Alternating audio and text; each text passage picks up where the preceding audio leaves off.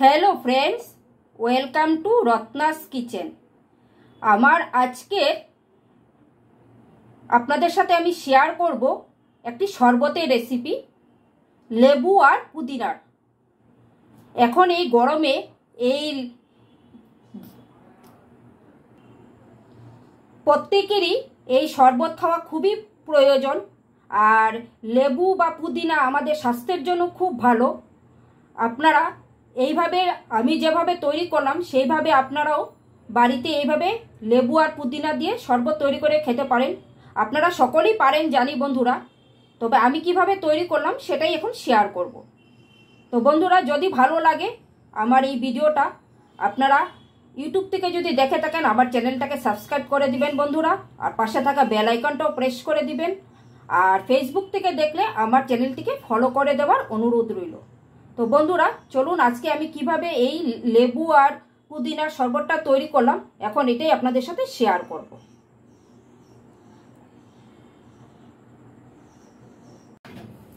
বন্ধুরা, আজ যে আমি ড্রিঙ্কসটা আপনাদের সাথে শেয়ার করব সেটার জন্য আমি একটা বোল নিয়ে নিয়েছি, আর তার মধ্যে দিয়ে দিয়েছি আমি ফ্রিজের ঠান্ডা জল। এখানে আমি 500 ml এর মতো জল অ্যাড করে দিচ্ছি।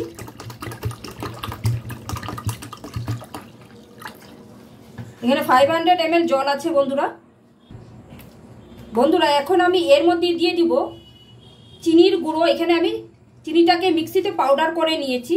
আমি এখানে 3 চামচের মতো চিনির গুঁড়োটা অ্যাড করে দিলাম। আপনারা আপনাদের পছন্দ মতো মিষ্টিটা ব্যবহার করবেন। আর দিয়ে দিচ্ছি হাফ চামচের মতো বিট লবণ।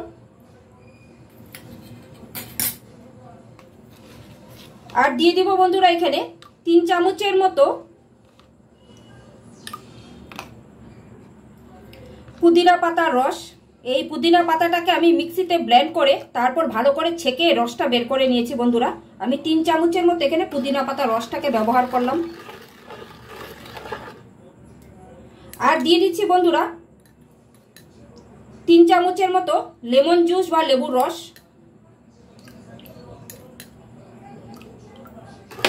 এই শরবতটা এই গরমে সত্যি একদম প্রাণ জুড়ানো একটা শরবত, আর খুব শরীর স্বাস্থ্যের জন্য খুব ভালো।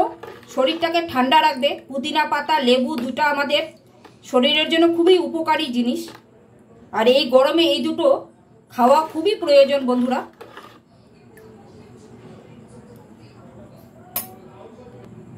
শরবতটাকে আরেকটু টেস্টি বানানোর জন্য বন্ধুরা এখানে আমি হাফ চামচের মতো ভাজা জিরের গুঁড়ো অ্যাড করে দেব। এখন আমি এগুলোকে সবগুলোকে খুব ভালো করে মিশিয়ে নিব বন্ধুরা। আর লেবুর রসটাকে আমি লেবুর পাল্প শুদ্ধ রসটা নিয়েছি। এতে শরবতটা যখন মুখে খাবেন তখন মুখে এই পাল্পগুলো পড়বে, খুবই ভালো লাগবে খেতে বন্ধুরা। আমি লেবুর রসটাকে পুরো ছাঁকিনি, পাল্প শুদ্ধ নিয়ে নিয়েছি। এখন এগুলোকে খুব ভালো করে আমি মিশিয়ে নেব বন্ধুরা। সব ভালো করে উপকরণগুলো আমার মিশানো হয়ে গেছে। আমার শরবতটা পুরো রেডি। এখন আমি এটাকে সার্ভ করব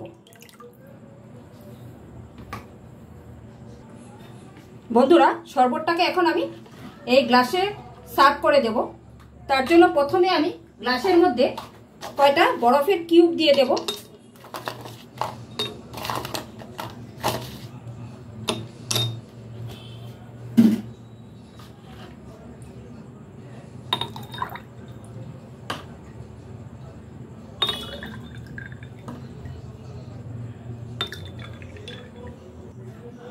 এখন আমি উপর থেকে কয়টা এরকম ফ্রেশ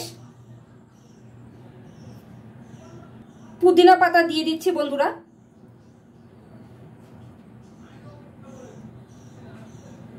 তো আজকে এই লেবু আর পুদিনার শরবতটা আমার তৈরি হয়ে গেছে বন্ধুরা পরিবেশন করার জন্য।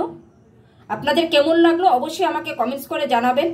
আর এই গরমে এরকম একটা শরবত হলে প্রাণ জুড়িয়ে যাবে। তো আশা করি আপনাদের ভালো লাগবে। তো বন্ধুরা, আজকের এই রেসিপিটা আমি এখানেই শেষ করছি। আপনারা সকলে সুস্থ থাকবেন, ভালো থাকবেন। আবার একটা নতুন ভিডিও নিয়ে আপনাদের সাথে আমার দেখা হবে। Thank you.